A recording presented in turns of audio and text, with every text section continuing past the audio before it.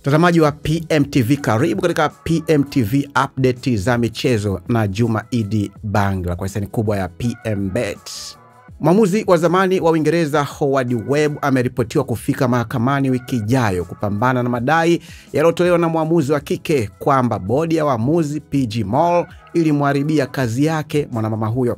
Lisa Benn mwenye umri wa miaka 34 alidai kuwa alidhulumiwa kimwili na kutishiwa na mwamuzi msaidizi wa zamani wa ligi kuu ya Uingereza na kocha wa PG Mall Steve Charley katika mashindano ya mwaka 2023 yaliyopangwa kuwapa waamuzi wa kike uzoefu wa kutumia VAR.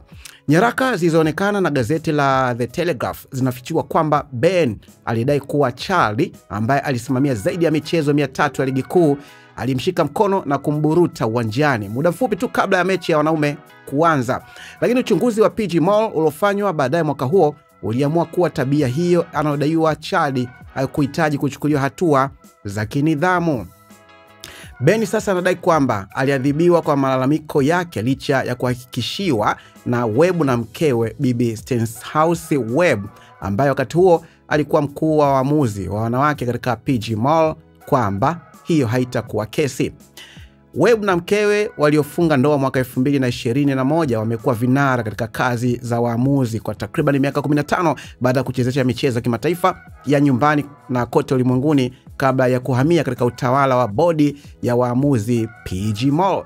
Baadaye mwaka 2023 Ben aliondolewa katika orodha ya waamuzi watano wa Kiingereza iliyowasilishwa na FIFA, ambayo ingemruhusu kuchukua jukumu la mechi za kimataifa na UEFA. Pia ingemletea mshahara wa paundi 20,000 kwa mwaka kutoka kwa PG Mall, ripoti hiyo ilieleza. Sasa amewasilisha malalamiko akidai kulipwa fidia kwa kuachishwa kazi kwa njia isiyo haki, ubaguzi wa moja kwa moja, unyanyasaji, dhuluma, kufukuzwa kazi kimakosa na kukatwa mishahara isiyokuwa halali. PG Mall, bodi ya waamuzi nchini Uingereza, inaripotiwa kukanusha madai yote hayo ya Ben. Endelea kupata update za michezo kutoka hapa PMTV.